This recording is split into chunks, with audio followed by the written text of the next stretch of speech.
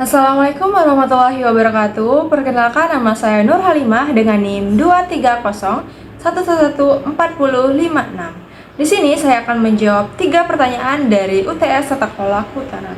Pertanyaan pertama, jelaskan konsep tata kelola kehutanan atau forest governance dan kaitannya dengan prinsip pembangunan berkelanjutan. Lalu berikan contoh implementasinya di Indonesia. Tata kelola kehutanan atau forest governance adalah serangkaian proses, struktur, mekanisme, aturan, dan lembaga yang digunakan untuk mengelola hutan dan sumber daya hutan secara efektif, efisien, dan berkelanjutan, yang mencakup kebijakan, hukum, serta praktik pengambilan keputusan oleh pemerintah, masyarakat, dan pemangku kepentingan lainnya. Konsep ini berlandaskan pada prinsip-prinsip tata kelola yang baik, seperti partisipasi, transparansi, akuntabilitas, demokratisasi, koordinasi, dan profesionalisme. Lalu, kaitannya dengan prinsip pembangunan berkelanjutan itu terletak pada upaya menyeimbangkan 3 dimensi berkelanjutan, yaitu ekologis, menjaga fungsi hutan seperti penyerapan karbon dan perlindungan tanah. Yang kedua, itu ada sosial, yaitu melibatkan masyarakat dan menghormati hak-hak adat mereka, serta ekonomi, mengoptimalkan manfaat produksi tanpa eksploitasi yang berlebihan. Di Indonesia sendiri, implementasi tata kelola kehutanan yang berkelanjutan ini terlihat dari berbagai inisiatif nyata. Salah satunya adalah program verifikasi kayu legal melalui sistem SVLK, di mana sistem verifikasi legalitas kayu ini memastikan setiap kayu yang diperdagangkan dari Indonesia adalah legal, lestari, dan terverifikasi sebagai bentuk komitmen pada tata kelola yang adil dan transparan. Selain itu, Indonesia menerapkan pengelolaan hutan berkelanjutan melalui penyusunan rencana pengelolaan jangka panjang, praktik silvikultur berkelanjutan termasuk reboisasi, perlindungan kawasan bernilai konservasi tinggi, serta sistem pemantauan kondisi hutan secara berkala. Upaya penegakan hukum terhadap penebangan liar dan reformasi kebijakan yang merupakan bagian penting dari perjalanan Indonesia menuju tata kelola kehutanan yang lebih efektif. Soal kedua, analisis peran aktor-aktor utama dalam tata kelola kehutanan, yaitu ada dari pemerintah, masyarakat, swasta, dan lembaga swadaya masyarakat. Lalu, bagaimana interaksi antar aktor tersebut mempengaruhi keberhasilan pengelolaan hutan? Dalam tata kelola kehutanan, pemerintah berperan sebagai regulator yang menetapkan kebijakan, perizinan, serta pengawasan terhadap pemanfaatan hutan. Kemudian, sektor swasta berfungsi sebagai pelaku utama dalam kegiatan ekonomi berbasis hutan seperti industri kayu atau perkebunan yang memiliki modal dan teknologi, tetapi mereka ini sering berorientasi pada keuntungan.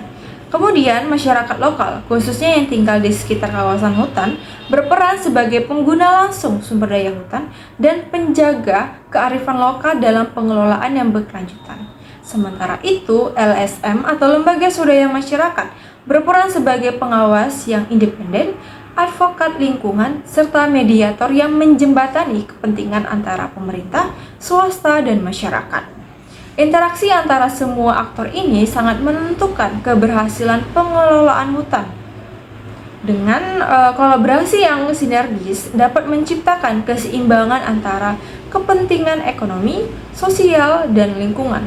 Namun, jika terjadi konflik kepentingan seperti eksploitasi yang berlebihan oleh pihak swasta dan tidak diimbangi juga oleh pengawasan pemerintah dan tidak melibatkan masyarakat juga, maka akan memicu kerusakan hutan dan ketimpangan sosial. Oleh karena itu, keberhasilan tata kelola kehutanan sangat bergantung pada koordinasi, transparansi, dan partisipasi aktif seluruh aktor dalam proses pengambilan keputusan. Selanjutnya, soal yang terakhir yaitu soal ketiga, analisis konflik tenurial dalam sektor kehutanan, kemudian jelaskan penyebabnya, dampak, serta strategi penyelesaiannya menggunakan pendekatan kebijakan publik.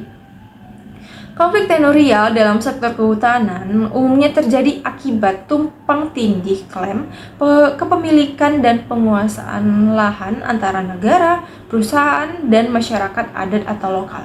Penyebab utamanya meliputi ketidakjelasan batas kawasan hutan atau wilayah, kemudian lemahnya pengakuan hak masyarakat adat, kemudian pemberian izin konsesi yang tidak partisipatif, serta perbedaan kepentingan ekonomi dan sosial. Selain itu, kebijakan yang bersifat top-down dan kurangnya koordinasi antar lembaga pemerintah turut memperarah konflik.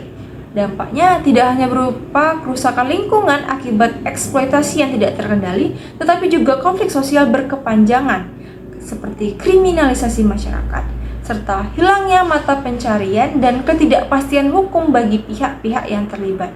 Dalam perspektif kebijakan publik, penyelesaian konflik teritorial ini memerlukan pendekatan yang inklusif, partisipasif, dan berbasis keadilan. Strateginya antara lain melalui reforma agraria dan perhutanan sosial untuk memberikan kepastian hak kelola kepada masyarakat, penguatan kebijakan satu peta guna menghindari tumpang tindih lahan, serta mediasi multi pihak yang melibatkan pemerintah, swasta, masyarakat, dan lembaga swadaya masyarakat. Selain itu, diperlukan transparansi dalam proses perizinan, penegakan hukum yang ada, serta penguatan kapasitas kelembagaan lokal agar masyarakat dapat terlibat aktif dalam pengelolaan hutan itu. Dengan pendekatan ini, maka konflik tidak hanya dapat diselesaikan secara administratif, tetapi juga mampu menciptakan tata kelola kehutanan yang berkelanjutan dan berkeadilan. Baik, sekian jawaban saya mengenai 3 pertanyaan UTS tadi. Lebih dan kurang saya mohon maaf. Saya akhiri dengan Assalamualaikum warahmatullahi wabarakatuh.